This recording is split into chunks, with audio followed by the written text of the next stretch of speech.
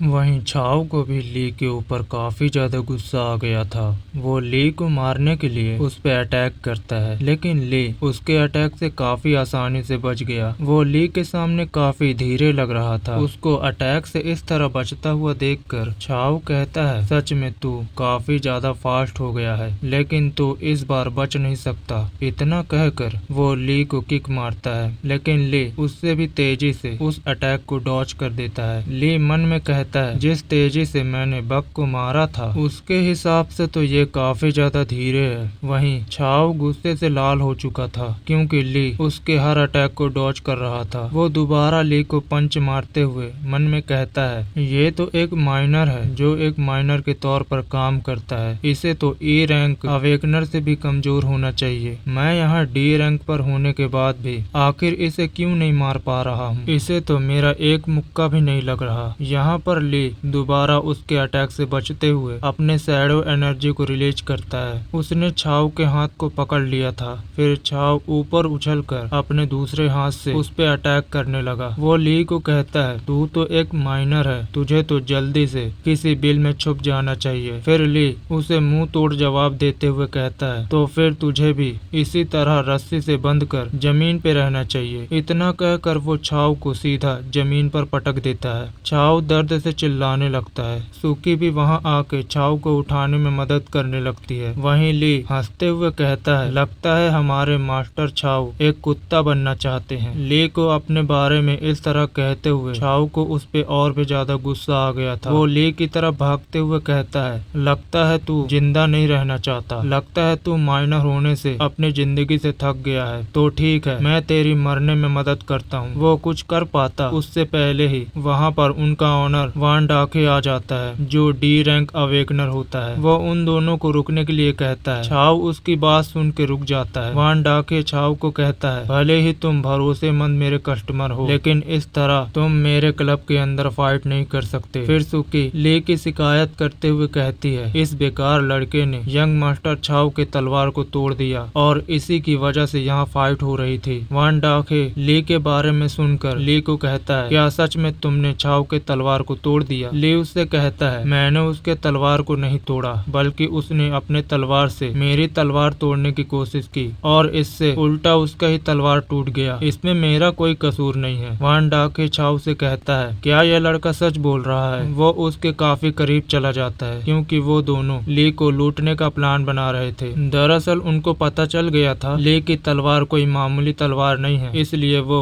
ली की तलवार को लूटना चाहते थे। उन दोनों की बात होने के बाद वान डाके ली के तरफ आते हुए कहता है, यंग मास्टर छाव मेरे ऊपर काफी भरोसा करते हैं, इसलिए मैं तुम दोनों के मतभेद को सुलझाऊंगा। उसने ली से उसकी तलवार मांगी। ली भी बिना कुछ कहे उसे अपनी तलवार दे देता है। जैसे ही तलवार वान डाके के हाथ में आया, उसको तलवार काफी ज्यादा भारी फील होता है, क्योंकि तलवार का वजन 100 पाउंड होता है। वो मन में कहता है, ये एक माइनर होके इसे कितनी आसानी से उठा रखा था। उसे शक होने लगता है, कहीं ली एक इवॉल्वर तो नहीं है। वो ली को चेक करना चाहता था, ये देखने के लिए कि वो इवॉल्वर है कि नहीं। वो कहता है, आखिर तुम जैसे माइनर को इस तरह की तलवार कहाँ से मिल गई? ली कहता है, ब्लैक मार्केट कब से जानकारी हासिल करने लगा। ये सुनने के बाद वान डाके कहता है, मैंने बस ऐसे ही पूछ लिया, अगर तुम अपने बारे में नहीं बताना चाहते हो तो कोई जबरदस्ती भी नहीं है। वहीं ली भी समझ जाता है वान डाके उससे जानकारी हासिल करना चाहता है। फिर वो कहता है, मेरे पास छुपाने के लिए कुछ भी नहीं है। अगर इस तलवार की बात की जाए तो ये मुझे माइनिंग करते समय मिला था। ली के मुंह से ये सब सुनने के बाद वान डाके को पूरा यकीन हो जाता है, ये तो एक लो लेवल का माइनर है। फिर वो कहने लगा, ये तलवार काफी मजबूत है और इसमें कोई जंग भी नहीं लगा, इसलिए इसकी वैल्यू 100 बक्स तक ही हो सकती है। अगर छाव की तलवार नहीं टूटी होती तो ये कम से कम 2 मिलियन तक का हो सकता था। इसलिए मैं तुम्हें सजेस्ट करता हूँ, तुम एक माइनर हो और ये तुम्हारे लिए आसान भी नहीं होगा, इसलिए मैं तुम्हारा टूटा हुआ तलवार भी तुमसे खरीदूंगा। तुम्हें बस छाव के तलवार के बदले 2 मिलियन कंपनसेशन के तौर पर देना होगा। वो ऐसे दिखा रहा था जैसे वो ली की मदद कर रहा है। वो हंसते हुए छाव से कहता है, आखिर तुम इसके बारे में क्या सोचते हो? छाव उससे हंसते हुए हाँ का जवाब देता है। वहीं सुकी कहने लगती है, वो एक माइनर है, इसलिए वो इतने सारे पैसे अफोर्ड नहीं कर सकता। इसके अलावा तुमने मुझसे जो प्रॉमिस किया था उसका क्या हुआ?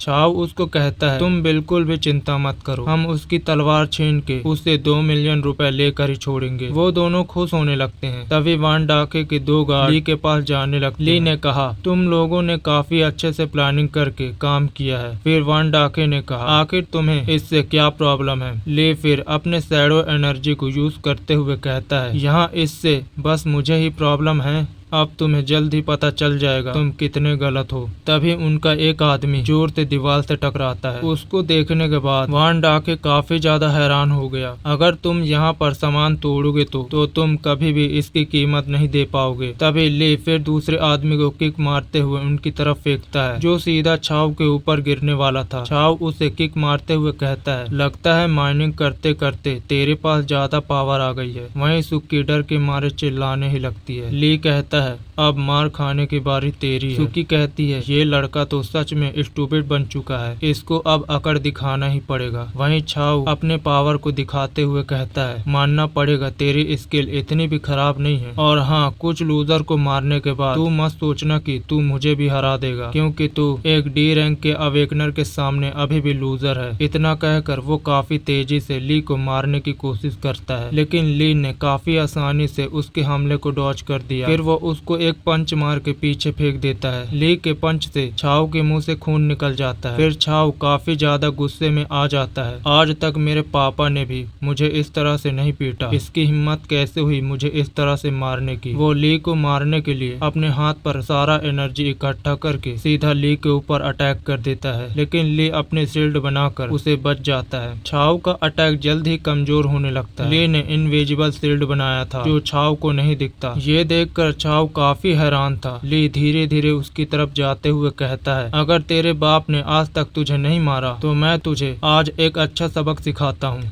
क्योंकि तू एक बिगड़ा बच्चा है। ली को अपनी तरफ आता हुआ देखकर छाव काफी ज्यादा डर जाता है। उसने अपनी पूरी ताकत लगाने के बाद भी वो ली को नहीं हरा पाया। वहीं छाव को इस तरह डरता हुआ देखकर सुकी कहती है तुम तो एक डी रैंक के अवेकनर हो और तुम इस जैसे कमजोर इंसान से कैसे हार सकते हो। वहीं ली अपनी शैडो पावर यूज करके छाव को बांध देता है। वहीं सुकी तो कुछ भी समझ नहीं पा रही थी। ली की पावर को देखने के बाद छाव कहता है तुम एक बी रैंक या फिर डी रैंक के अवेकनर लगते हो। ली उससे बड़े शांत तरीके से कहता है तुम गलत हो, मैं एक ई रैंक का अवेकनर हूँ, मैं तो गिल्ड के द्वारा वेरीफाइड भी हो चुका हूँ। छाव को यकीन नहीं होता कि ये एक ई रैंक का अवेकनर है। फिर ली उसे मारने के लिए अपने हाथ को ऊपर उठाता है। तभी छाव उसे रोकते हुए कहता है तुम मुझे यहाँ पर इस तरह से नहीं मार सकते, क्योंकि मेरे साथ में ब्लैक पैंथर गैंग है। अगर तुमने मुझे छूने की भी कोशिश की तो ब्लैक पैंथर गैंग तुम्हें बिल्कुल भी नहीं छोड़ेगा। दरअसल ब्लैक पैंथर गैंग एक लोन देने वाला गैंग होता है। ये सुनने के बाद ली को काफी ज्यादा गुस्सा आ जाता है। फिर वो उसे जोर जोर से पंच मारने लगता है। वहीं सुकी डर के मारे काफी जोर जोर से चिल्लाने लगती है। फिर ली छाव को किक मारते हुए उसे दूर फेंक देता है। वहीं ली की फोर्स से सुकी जमीन पर गिर जाती है। ली के हाथ से इतनी ज्यादा मार खाने के बाद छाव के मुंह से खून निकलने लगता है। ली उससे कहता है जिस चीज से मुझे इतना ज्यादा नफरत है उस चीज के बारे में तुझे नहीं बोलना चाहिए था।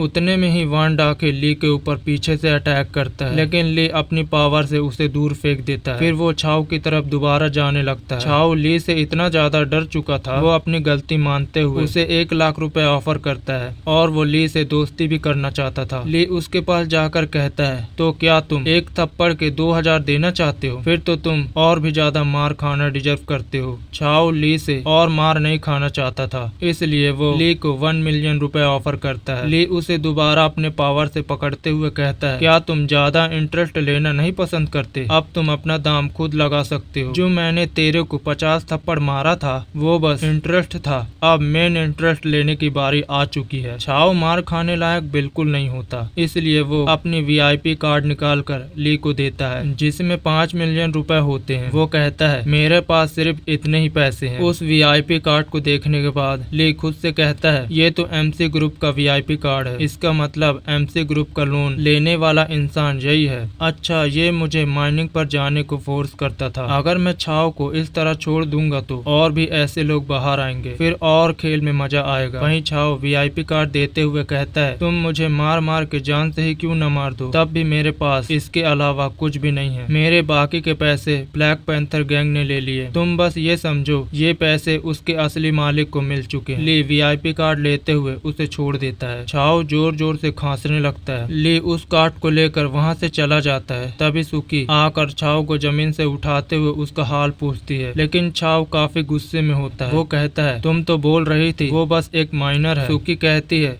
मुझे नहीं पता कि वो अचानक से इतना ज्यादा पावरफुल कैसे बन गया। छाव उसको थप्पड़ मारते हुए कहता है, अगर तुम नहीं कहती कि वो बस एक मामूली सा माइनर है तो आज मेरी ऐसी हालत बिल्कुल भी नहीं होती। छाव के थप्पड़ से सुकी का चेहरा बिगड़ जाता है और वो जमीन में जा गिरती है। छाव किसी को फोन लगाते हुए उससे कहता है, फिर हमें दूसरी तरफ ब्लैक पैंथर गैंग को देखते हैं जहाँ वो कुछ लोगों को जान से मार रहे थे। उतने में उसके पास छाव का कॉल आता है। छाव उसको कहता है, आपको मेरा साथ देना पड़ेगा क्योंकि अभी अभी किसी ने मुझसे वो तलवार चुरा ली जो मैं आपको उपहार में देने वाला था। साथ ही उसने ये भी धमकी दी है वो जल्द ही ब्लैक पैंथर गैंग को खत्म कर देगा। ब्रदर पैंथर उस इंसान का डिटेल भेजने के लिए कहता है। फिर वो पैंथर वहाँ से निकलने लगता है। तभी एक आदमी ब्रदर पैंथर से कहता है, अब बाकी का सामान का क्या करना है। तभी ब्रदर पैंथर वहाँ के बचे हुए लोगों को अपनी पावर से बीच से अलग कर देता है। वो कहता है, छाव ने हमें जिस इंसान के बारे में कहा है उसे तुम्हें किसी भी हाल में मारना पड़ेगा, चाहे जीना मरना ही क्यों ना हो। फिर हमें बताया जाता है ली के माता पिता की मौत का कारण ब्लैक पैंथर गैंग ही है जो यायान कॉर्पोरेशन के लिए हफ्ता लेता है और ली का कर्ज भी ब्लैक पैंथर गैंग द्वारा लिया जा रहा था।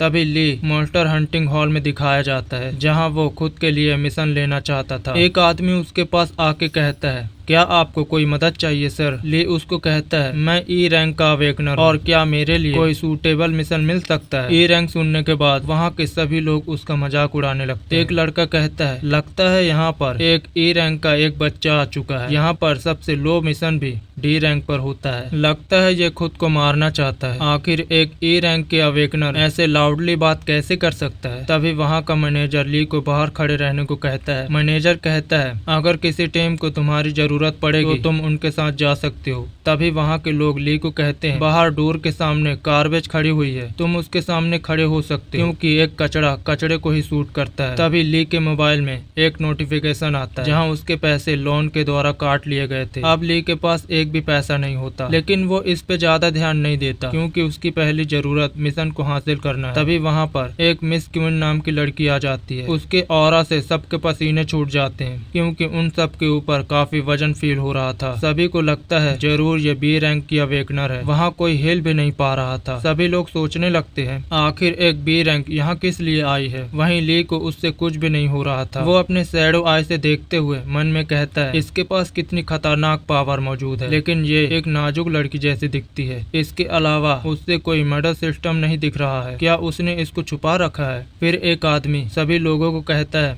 बी रैंक मिस क्वीन के लिए डी रैंक अवेकनर की जरूरत है जो माइनर के तौर पर काम कर पाए। क्या यहाँ पर इसके लिए कोई इंटरेस्टेड है। वहीं बी रैंक के सामने ली को सही सलामत देखने के बाद वहाँ के लोग काफी ज्यादा हैरान हो गए। वो लोग कहने लगते हैं, क्या यह सही में ई रैंक का अवेकनर है। आखिर एक ई रैंक का अवेकनर बी रैंक के ऑरा के सामने कैसे टिका है। अगर इसका लेवल देखा जाए तो अभी इसको घुटने पर होना चाहिए था, लेकिन ऐसा नहीं है, उल्टा हमारे पैर कांप रहे हैं। वहीं ली मन में कहता है, ऐसा लगता है उनके साथ जाने वाला इंसान मैं ही हूँ। वहीं मिस क्वीन भी ली को अपने सामने इतना ज्यादा शांत देखने के बाद खुद से ही कहती है, ये एक माइनर है लेकिन ये बी रैंक के ऑरा के सामने बिल्कुल ठीक है। ये काफी ज्यादा इंटरेस्टिंग इंसान है। तभी मैनेजर मिस क्वीन को कहता है, हमारे पास काफी सारे डी रैंक के अवेकनर हैं, क्या आप उनको देखना चाहती हो। वो मैनेजर को मना कर देती है क्योंकि उसकी नजर ली पर टिक गई थी। वो मैनेजर कहता है, ली यहाँ पर लास्ट में आया था और उसने अब तक रजिस्ट्रेशन भी नहीं किया है और ये रूल्स के खिलाफ है। मिस क्वीन काफी गुस्से में कहती है, मैं ही रूल को बनाने वाली हूँ इसलिए मुझे मत बताओ। फिर ली उसके पीछे चला जाता है। वहीं मैनेजर सोच रहा था, मैंने पहली बार मिस क्वीन को इतना गुस्से में देखा है। आखिर ये माइनर कौन हो सकता है।